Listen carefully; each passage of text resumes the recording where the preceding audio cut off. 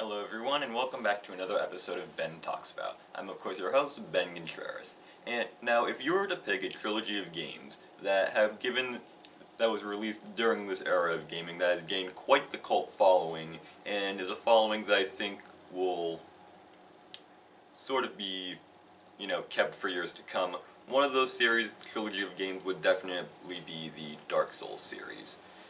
You know, you know, these type of games came out during a time when, you know, games that were extremely difficult were very, difficult to come across, and now everybody has essentially made an entire meme of this franchise, all regarding, of course, it is, huge difficulty, but it's because of that, these games, they have a legacy, and it's a legacy that I think will, live long after these games will probably be long forgotten by their creators. Now, I've already made two videos talking about the first game and the second game and how they're vastly different to each other, and how I feel like both of their mechanics, appeal to two different types of gamers. And nowadays, since, yours truly finally got himself a PS4, I was able to go through the third game of the series, which is a game that I've been wanting to play for such a long time now, because I'm such a huge fan of the first two games. And with this video, I kind of wanted to take a look at, the third game and what it does to make itself different, from the first two titles, and to see if whether or not, this would be a good way as a entry point for people wanting to get into this series.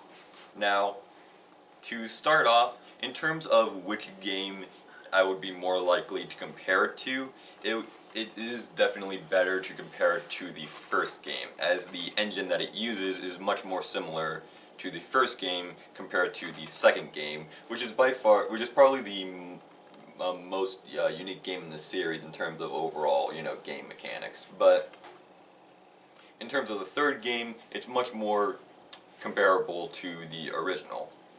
The game is a lot more.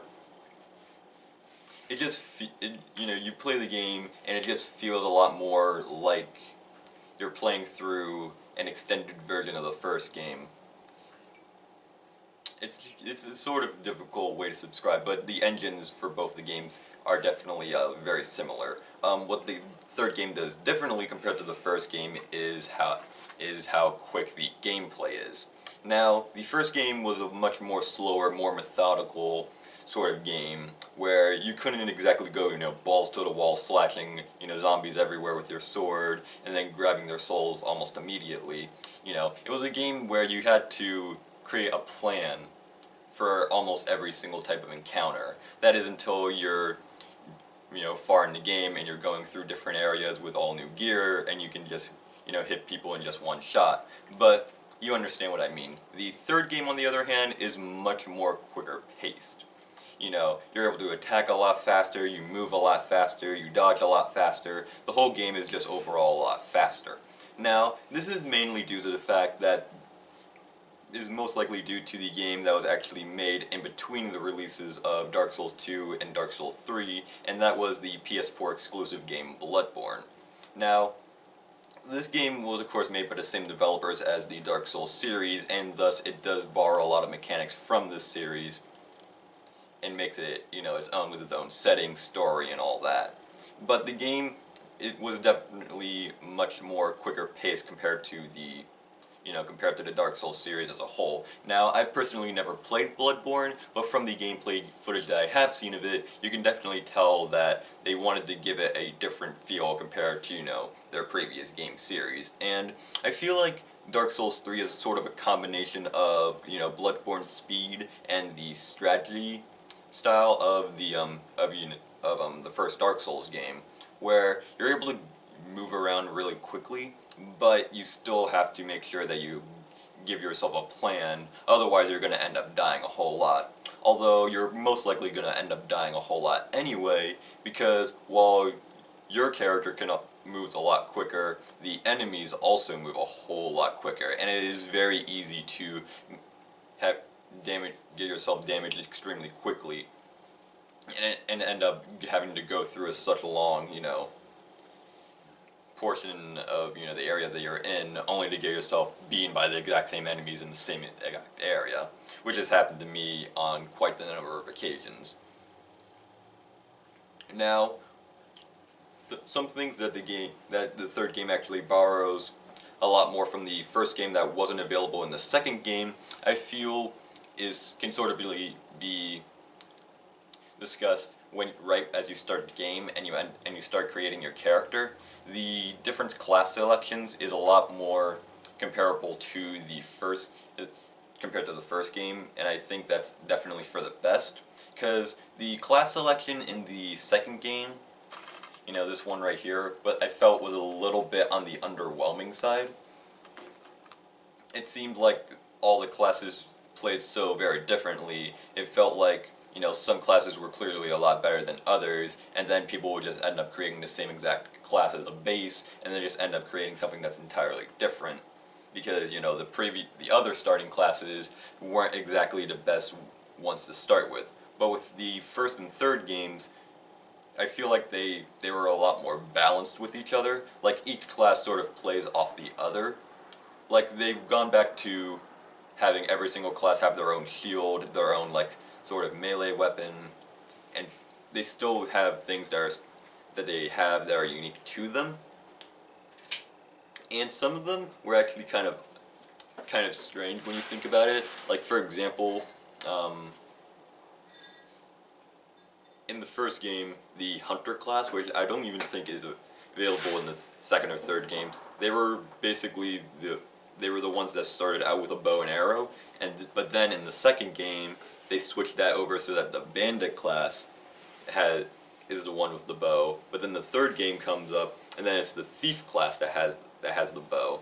It seems like they did a lot of flip-flopping with what weapons certain characters have. But in terms of the newer classes that they had, one of the one that I personally started off with, which is actually kind of odd, was the Assassin class. Mostly because, usually I would play the sort of thief kind of class whenever I'm playing these sort of RPGs to have character creation. It's what I did in my start of the series when I played the first game. I chose the thief class because I always thought, that seemed really cool. But for this one, I chose the assassin class, which I definitely feel like was a much better choice, given how the game is a lot more fast-paced and the enemies are a lot faster too. So picking, a class that starts off with a small dagger, you're going to have to end up getting very close, personal to your opponents, which is definitely something that you do not want to do, considering, the enemies can kick your butt extremely quickly in this game. But with the assassin class, you actually have yourself a much longer ranged weapon, and you're also able to cast a couple spells. And by that I mean two, and by that you're pretty much only going to be using one, which is I believe it's called Spook was the name of the spell. It makes it so that you don't act whenever you're moving around in an area. You're able to sneak up on enemies a lot more quickly. I mean, a lot more silently, I should probably say. And then you also end up not taking any fall damage, which is definitely something that you really need to do, because this game does a lot of, in order to get to the next area, you're going to have to give yourself a leap of faith, and if you don't have a high enough defense or high enough HP, you're most likely going to die from the fall damage alone. But with the, with the spell that the Assassin class comes with by default, you're able to pretty much negate that problem completely, which has definitely saved me quite a number of times. And, much later on, when you're able to buy other types of spells, those become a lot more useful than I feel like it has been in the past two games.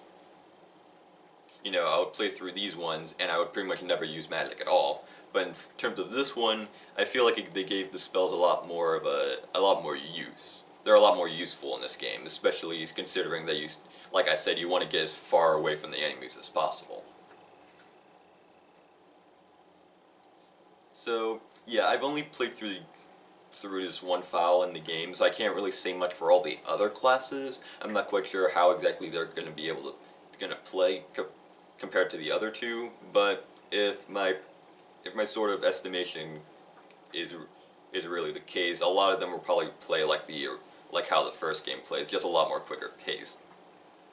Speaking of quicker pace, I feel like it's kind of odd that every single one of the starter classes, even the ones that are meant to be like heavy hitters, like the Knight and the Warrior class, I feel like it's kind of odd that they're able to move almost as quickly as some of the lighter classes in the game. But that's probably due to the fact that the game took a lot of inspirations from, from Bloodborne, and added those mechanics on top of, stuff that you saw in the first two Dark Souls games. Speaking of which, not to negate Dark Souls 2 entirely, it did do a lot of things right compared to the first one, like being able to warp between bonfires right at the beginning of the game instead of waiting until having to get through the second half of the game in order for that to be an actual feature that you can use. The fact that, dual wielding two different weapons at once is a lot more, I feel like it's a lot more practical compared to the first game, because you're actually able to do the same type of combos with both hands instead of just doing one slash for, your second hand and having pretty much doing all your main damage with your other hand and all of that.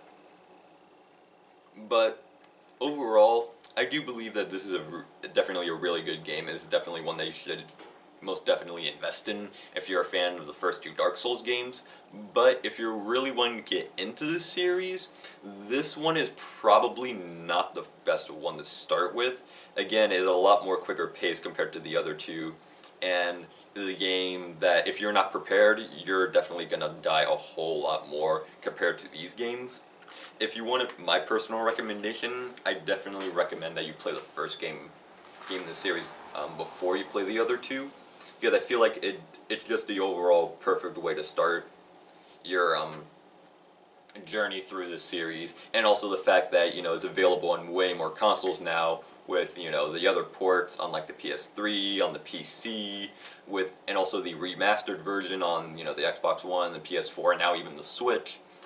This game is a lot more easy to get a version of, whereas the third game is only available on PS4, Xbox One, and on PC. So if you're looking to get into the Dark Souls series, I definitely recommend the first game, whether it's the remastered version or the original one. That's all entirely up to you. But if you did like what you played, I definitely probably whether to start next with the third or second game is a bit difficult to choose, because both their mechanics are really, really different, and I feel like it depends on what you're looking for, I guess you could say, in terms of an RPG. But yeah, overall, I did really enjoy this game, and I'm very glad that I was able to get it. So yeah, I really hope that you all enjoyed this little look through the third game in the Dark Souls series. I definitely had a lot of fun talking about it, and whether or not I make another video on other games that are similar to this, like Bloodborne or some of the other games that are very similar to Dark Souls, I'll probably get to those in the future. But that's all for today. Again, I hope you all enjoyed, and until next time, I'm Ben Contreras, and bye.